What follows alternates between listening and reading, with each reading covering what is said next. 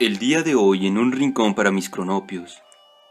Casa tomada, del escritor argentino Julio Cortázar, en Bestiario, 1951, por editorial de bolsillo bajo el sello editorial Penguin Random House. Casa tomada. Nos gustaba la casa porque aparte de espaciosa y antigua, hoy que las casas antiguas sucumben a la más ventajosa liquidación de sus materiales, guardaba los recuerdos de nuestros bisabuelos, el abuelo paterno, nuestros padres y toda la infancia. Nos habituamos Irene y yo a persistir solos en ella, lo que era una locura, pues en esa casa podían vivir 8 personas sin estorbarse. Hacíamos la limpieza por la mañana, levantándonos a las 7, y a eso de las 11 yo le dejaba a Irene en las últimas habitaciones por repasar y me iba a la cocina. Almorzábamos a mediodía, siempre puntuales. Ya no quedaba nada por hacer fuera de unos pocos platos sucios. Nos resultaba grato almorzar pensando en la casa profunda y silenciosa, y cómo nos bastábamos para mantenerla limpia. A veces llegamos a creer que era ella la que no nos dejó casarnos. Irene rechazó 2 pretendientes sin mayor motivo. A mí se me murió María Esther antes de que llegáramos a comprometernos. Entramos en los 40 años con la inexpresada idea de que el nuestro, simple y silencioso matrimonio de hermanos, era necesaria clausura de la genealogía asentada por los bisabuelos en nuestra casa. Nos moriríamos allí algún día. Vagos y escribos primos se quedarían con la casa y la echarían al suelo para enriquecerse con el terreno y los ladrillos. O mejor, nosotros mismos la voltearíamos justicieramente antes de que fuese demasiado tarde. Irene era una chica nacida para no molestar a nadie. Aparte de su actividad matinal, se pasaba el resto del día tejiendo en el sofá de su dormitorio. No sé por qué tejía tanto. Yo creo que las mujeres tejen cuando han encontrado en esa labor el gran pretexto para no hacer nada. Irene no era así. Tejía cosas siempre necesarias. Tricotas para el invierno, medias para mí, mañanitas y chalecos para ella. A veces tejía un chaleco y después lo destejía en un momento porque algo no le agradaba. Era gracioso ver en la canastilla el montón de lana encrespada resistiéndose a perder su forma de algunas horas. Los sábados iba yo al centro a comprarle lana. Irene tenía fe en mi gusto, se complacía con los colores y nunca tuve que devolver madejas. Yo aprovechaba esas salidas para dar una vuelta por las librerías y preguntar vanamente si había novedades en literatura francesa. Desde 1939 no llegaba nada valioso a la Argentina. Pero es de la casa que me interesa hablar, de la casa y de Irene, porque yo no tengo importancia. Me pregunto qué hubiera hecho Irene sin el tejido. Uno puede releer un libro, pero cuando un pullover está terminado no se puede repetirlo sin escándalo. Un día encontré el cajón de abajo de la cómoda de alcanfor lleno de pañoletas blancas, verdes, lila. Estaban con neftalina, apiladas como en una mercería.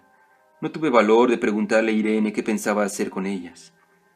No necesitábamos ganarnos la vida. Todos los meses llegaba la plata de los campos y el dinero aumentaba. Pero a Irene solamente la entretenía el tejido.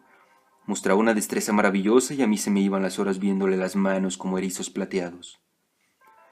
Agujas yendo y viniendo y 1 o 2 canastillas en el suelo donde se agitaban constantemente los ovillos.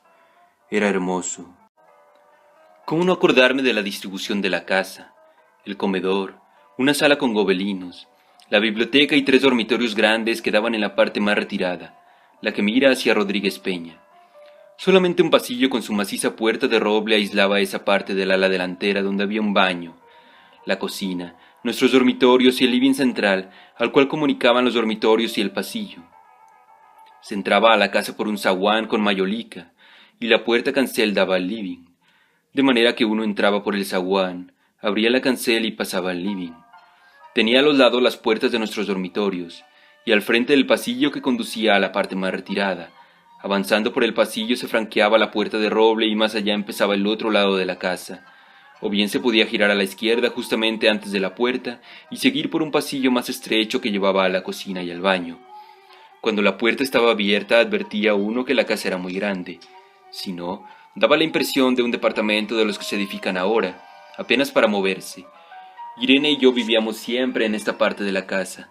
Casi nunca íbamos más allá de la puerta de roble, salvo para hacer la limpieza, pues es increíble cómo se junta tierra en los muebles. Buenos Aires era una ciudad limpia, pero eso se lo debe a sus habitantes y no a otra cosa.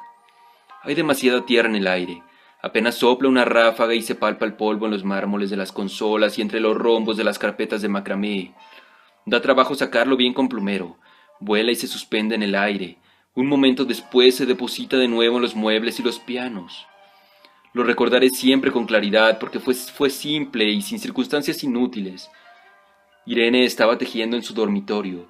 Eran las 8 de la noche y de repente se me ocurrió poner al fuego la pavita del mate. Fui por el pasillo hasta enfrentar la entornada puerta de roble y daba la vuelta al codo que llevaba a la cocina, cuando escuché algo en el comedor o la biblioteca. El sonido venía impreciso y sordo, como un volcarse de silla sobre la alfombra o un ahogado susurro de conversación. También lo oí, al mismo tiempo o un segundo después, en el fondo del pasillo que traía desde aquellas piezas hasta la puerta. Me tiré contra la puerta antes de que fuera demasiado tarde.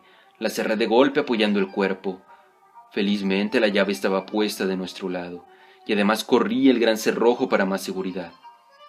Fui a la cocina, calenté la pavita y cuando estuve de vuelta con la bandeja del mate le dije a Irene: tuve que cerrar la puerta del pasillo. Han tomado la parte del fondo. Dejó caer el tejido y me miró con sus graves ojos cansados. ¿Estás seguro? Asentí. Entonces, dijo recogiendo las agujas, tendremos que vivir en este lado. Yo cebaba el mate con mucho cuidado, pero ella tardó un rato en reanudar su labor. Me acuerdo que tejía un chaleco gris. A mí me gustaba ese chaleco.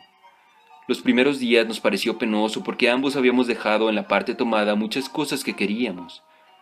Mis libros de literatura francesa, por ejemplo, estaban todos en la biblioteca. Irene extrañaba unas carpetas, un par de pantuflas que tanto la abrigaban en invierno. Yo sentía mi pipa en enebro y creo que Irene pensó en una botella de hesperidina de muchos años, con frecuencia. Pero esto solamente sucedió los primeros días. Cerrábamos algún cajón de las cómodas y nos mirábamos con tristeza. No está aquí. Y era una cosa más de todo lo que habíamos perdido al otro lado de la casa. Pero también tuvimos ventajas. La limpieza se simplificó tanto que aun levantándose tardísimo, a las 9:30 por ejemplo, nos daban las 11 y ya estábamos de brazos cruzados. Irene se acostumbró a ir conmigo a la cocina y ayudarme a preparar el almuerzo. Lo pensamos bien y se decidió esto. Mientras yo preparaba el almuerzo, Irene cocinaría platos para comer fríos de noche. Nos alegramos porque siempre resultaba molesto tener que abandonar los dormitorios al atardecer y ponerse a cocinar. Ahora nos bastaba con la mesa en el dormitorio de Irene y las fuentes de comida fiambre. Irene estaba contenta porque le quedaba más tiempo para tejer. Yo andaba un poco perdido a causa de los libros, pero por no afligir a mi hermana me puse a revisar la colección de estampillas de papá, y eso me sirvió para matar el tiempo. Nos divertíamos mucho, cada uno en sus cosas, casi siempre reunidos en el dormitorio de Irene, que era más cómodo. A veces Irene decía: fíjate este punto que se me ha ocurrido. ¿No da un dibujo de trébol? Un rato después era yo el que le ponía ante los ojos un cuadradito de papel para que viese el mérito de algún sello de Opin y Malmedy. Estábamos bien y poco a poco empezamos a no pensar. Se puede vivir sin pensar. Cuando Irene soñaba en alta voz, yo me desvelaba enseguida. Nunca pude habituarme a esa voz de estatua o papagayo, voz que viene de los sueños y no de la garganta. Irene decía que mis sueños consistían en grandes sacudones que a veces hacían caer al cobertor. Nuestros dormitorios tenían el living de por medio, pero de noche se escuchaba cualquier cosa en la casa. Nos oíamos respirar, toser, presentíamos el ademán que conduce a la llave del velador, los mutuos y frecuentes insomnios. Aparte de eso, todo estaba callado en la casa. De día eran los rumores domésticos, el roce metálico de las agujas de tejer, un crujido al pasar, las hojas del álbum filatélico. La puerta de roble, creo haberle dicho, era maciza. En la cocina y el baño, que quedaban tocando la parte tomada, nos poníamos a hablar en voz más alta, o Irene cantaba canciones de cuna. En una cocina hay demasiado ruido de loza y vidrios para que otros sonidos irrumpan en ella. Muy pocas veces permitíamos ahí el silencio, pero cuando tornábamos a los dormitorios y al living, entonces la casa se ponía callada y a media luz. Hasta pisábamos más despacio para no molestarnos. Yo creo que era por eso que de noche, cuando Irene empezaba a soñar en alta voz, me desvelaba enseguida. Es casi repetir lo mismo salvo las consecuencias.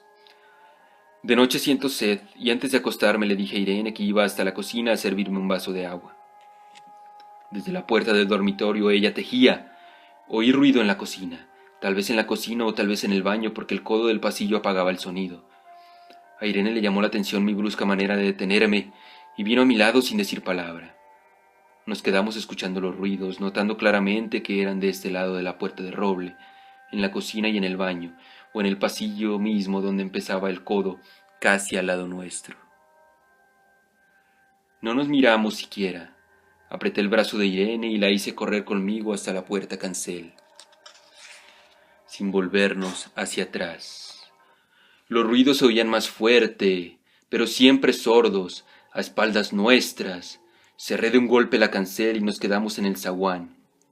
Ahora no se oía nada. Han tomado esta parte, dijo Irene. El tejido le colgaba de las manos y las hebras iban hasta la cancel y se perdían debajo. Cuando vio que los ovillos habían quedado del otro lado, soltó el tejido sin mirarlo. ¿Tuviste tiempo de traerle alguna cosa?, le pregunté inútilmente. No, nada. Estábamos con lo puesto. Me acordé de los 15,000 pesos en el armario de mi dormitorio. Ya era tarde ahora. Como me quedaba el reloj pulsera, vi que eran las 11 de la noche. Rodeé con mi brazo la cintura de Irene. Yo creo que ella estaba llorando. Y salimos a la calle. Antes de alejarnos tuve lástima. Cerré bien la puerta de entrada y tiré la llave a la alcantarilla. No fuese que algún pobre diablo se le ocurriera robar y se metiera en la casa, a esa hora, y con la casa tomada. Fin. Por el escritor Julio Cortázar, en Bestiario, 1951.